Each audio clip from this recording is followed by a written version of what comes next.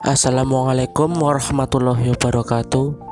Bismillahirrahmanirrahim. Alhamdulillahirrahmanirrahim. Wassalatu wassalamu ala asrafi amya'i wa mursalin wa ala alihi wa sahbihi ajma'in. Amma ba'du.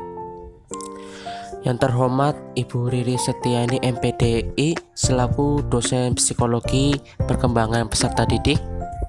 Yang saya hormati, cintai, dan banggakan teman-teman kelas 2 PKMIB. Kami dari kelompok 4 beranggotakan 1. Semita Aulia Wardah, 2. Nur Islaini, 3. Farhan Kurniadi, 4. Anis Mariah. Di sini kami akan mempresentasikan tentang hakikat peserta didik. Pengertian dan hakikat peserta didik. Menurut pasal 1 ayat 4 Undang-Undang Republik Indonesia Nomor 20 Tahun 2003 tentang Sistem Pendidikan Nasional, peserta didik adalah anggota masyarakat yang berusaha mengembangkan dirinya melalui proses pendidikan pada jalur jenjang dan jenis pendidikan tertentu. Peserta didik adalah individu yang memiliki potensi untuk berkembang dan mereka berusaha mengembangkan potensinya itu melalui proses pendidikan pada jalur dan jenis pendidikan tertentu.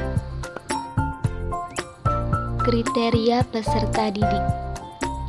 Yang pertama, peserta didik bukanlah miniatur orang dewasa, tetapi memiliki dunianya sendiri.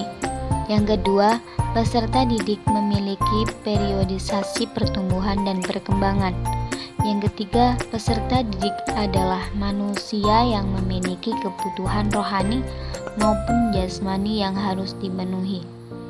Keempat, peserta didik memiliki potensi fitrah yang dapat dikembangkan. Kelima, peserta didik adalah makhluk Allah yang memiliki perbedaan individu baik karena faktor bawaan atau karena lingkungan di mana ia berada. Keenam, peserta didik terdiri dari dua unsur jasmani dan rohani. Kedudukan peserta didik dalam pendidikan. 1.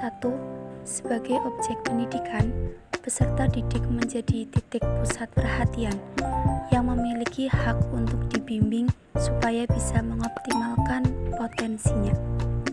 2.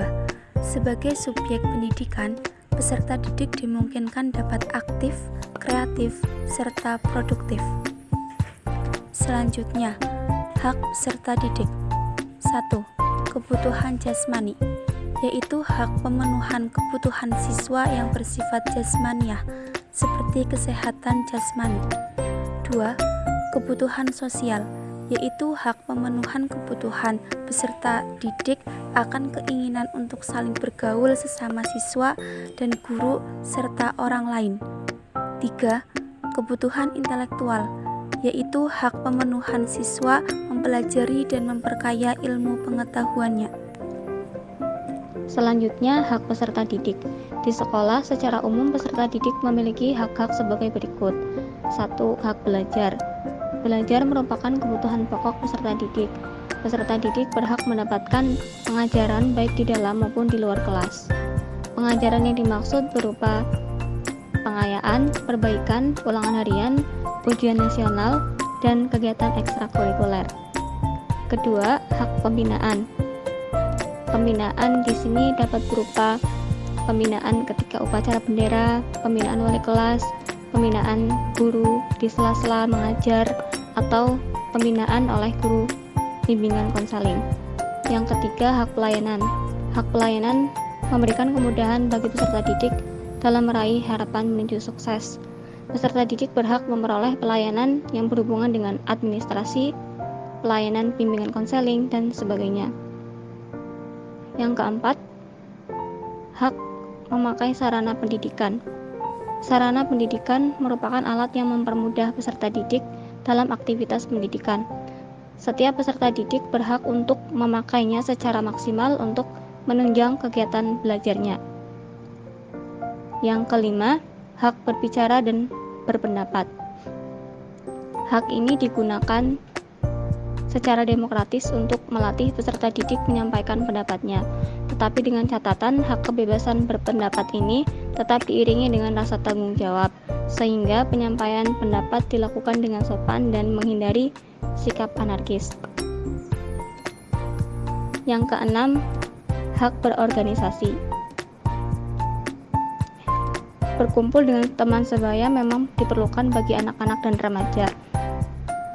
Jika berorganisasi dengan tujuan yang baik, maka itu sah-sah saja. Berorganisasi dapat menjadi ajang penyalur bakat dan kreativitas peserta didik. Yang ketujuh, hak bantuan biaya sekolah. Bantuan biaya sekolah atau biasa disebut beasiswa umumnya diterima oleh peserta didik yang berprestasi dan kurang mampu, atau disesuaikan dengan persyaratan yang ditentukan oleh pemberi bantuan yang bersangkutan. Kewajiban peserta didik. Selain mempunyai hak, peserta didik juga mempunyai kewajiban yang harus dilaksanakan. Secara umum, kewajiban peserta didik ada 4. Yang pertama, kewajiban belajar. Belajar merupakan kewajiban peserta didik baik di dalam maupun di luar sekolah. Yang kedua, kewajiban menjaga nama baik sekolah. Sebagai warga sekolah yang baik, setiap peserta didik seharusnya menyadari kewajibannya untuk menjaga nama baik sekolah.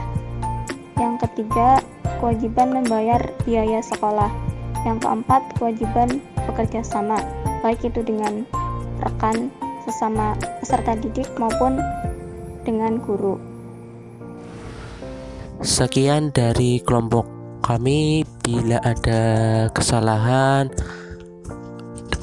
dan tutur kata yang kurang berkenan bagi teman-teman, saya mohon maaf. Terima kasih. Wassalamualaikum warahmatullahi wabarakatuh.